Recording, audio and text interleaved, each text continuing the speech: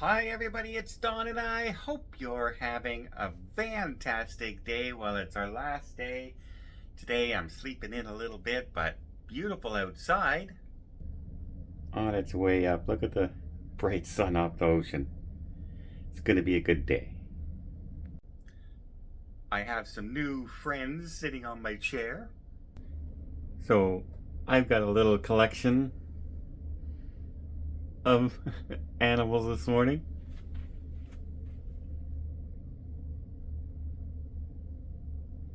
I always say it's the little things. And take a look at this. This is what my room steward left on my message on my mirror.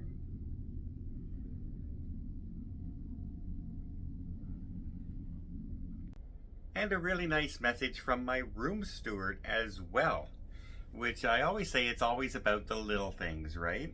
And yeah, I do have some cruise news, but I just wanted to make a quick comment out there because I heard some stuff going on and some people just don't realize what's happening.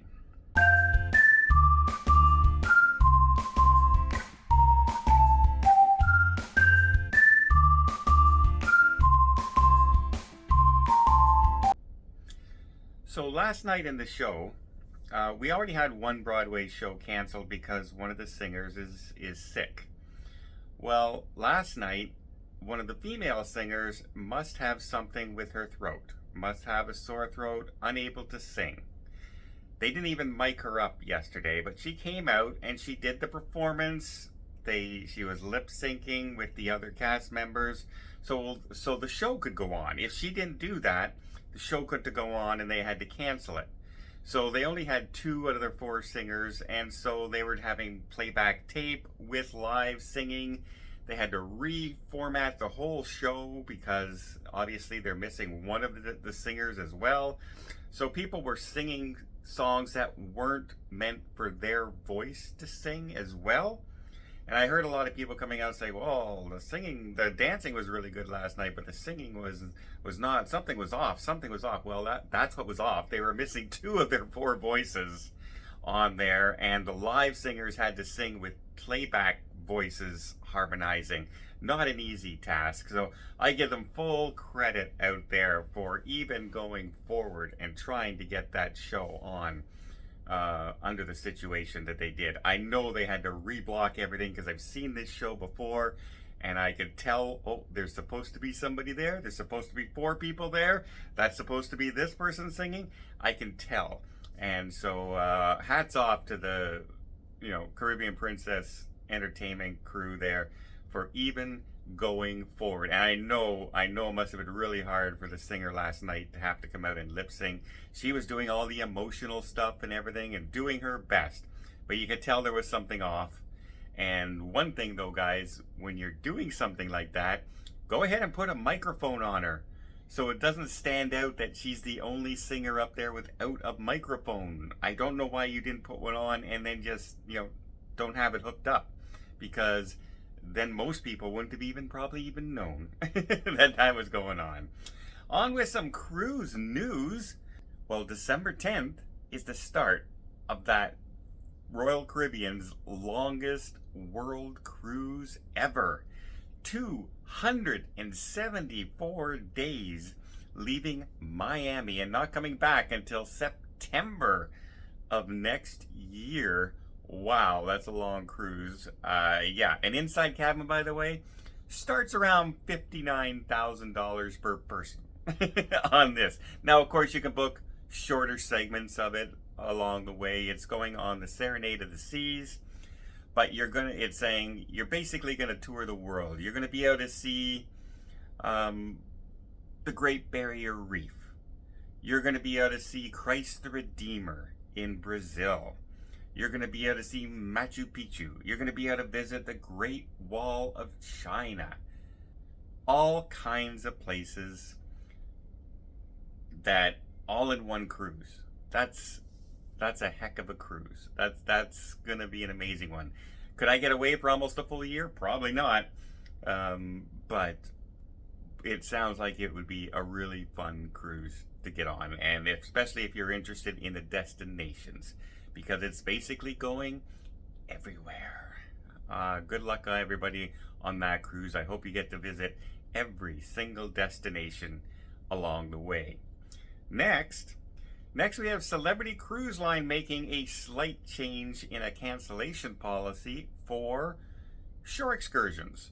Normally the way it was working was that you had 24 hours before your excursion. So if your excursion was on 1 o'clock in the afternoon, you had until 1 o'clock in the afternoon the previous day to cancel that shore excursion. And what they were noticing is a lot of people were just booking like 4 shore excursions that day, and then at the last minute they decide which one they're going to go on, which of course stops other people from being able to book the other shore excursions because they're full up.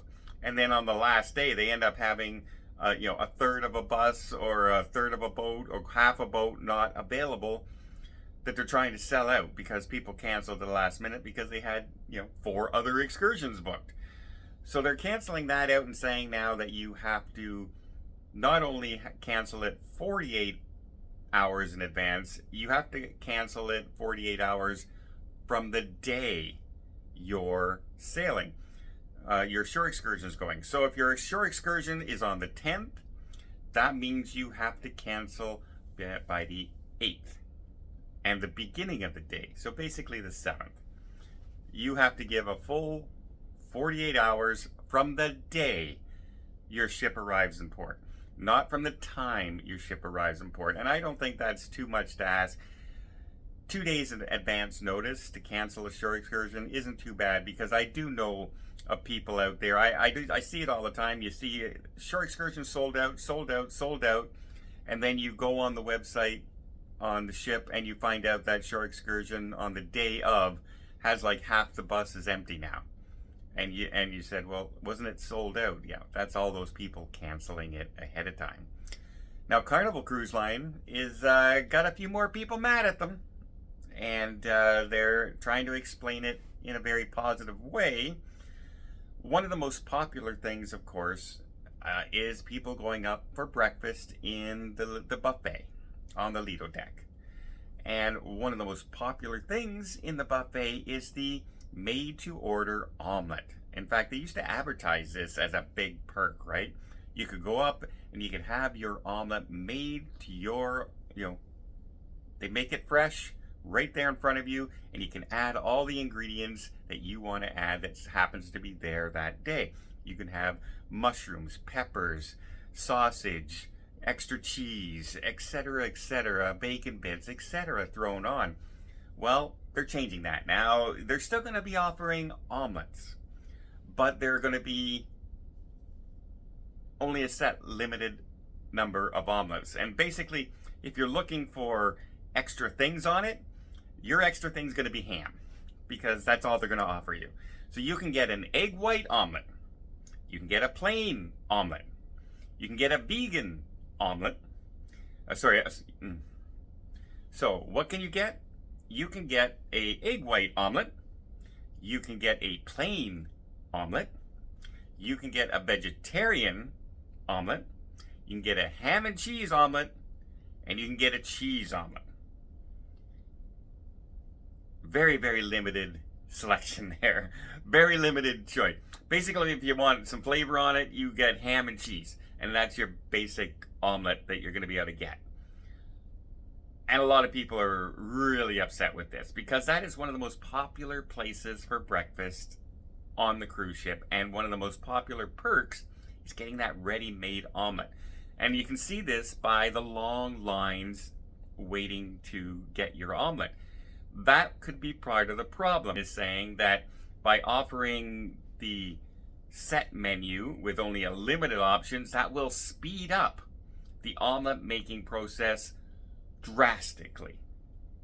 And I'm going, does it really cost, like, how much time extra does it cost to sprinkle some mushrooms and sausage on my ham and cheese omelet? Does that really slow it down too much?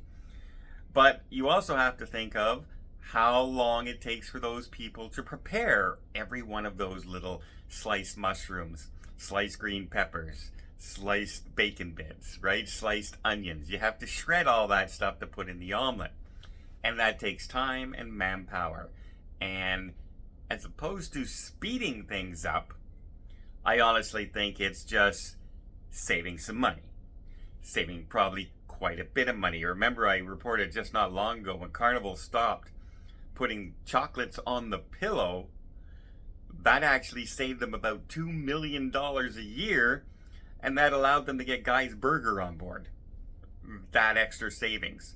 So, yeah, is this to really speed up everything? Maybe it will help slightly, but in all actuality, I'm thinking it's more, this is really going to save us some money by not having all of our crew members in the kitchen area spending all that time preparing the omelet station, and then having all these different ingredients we don't have to buy anymore for the omelet. We get cheese, we get the eggs, and we get ham, and that's all we need for the station. Let me know what you guys think. Do you think that's what it is, a cost-saving measure? Do you think it is to speed things up? John Hill tries to say that that's what it's all about, speeding things up. But how much does adding mushrooms to my ham and cheese omelet really take up? Well, I hope you appreciate this video. If you did, please give it a thumbs up. Want to see more tips, more tricks, more travel vlogs from around the world? Hit that subscribe button. Until next time, have yourself a safe and a great vacation.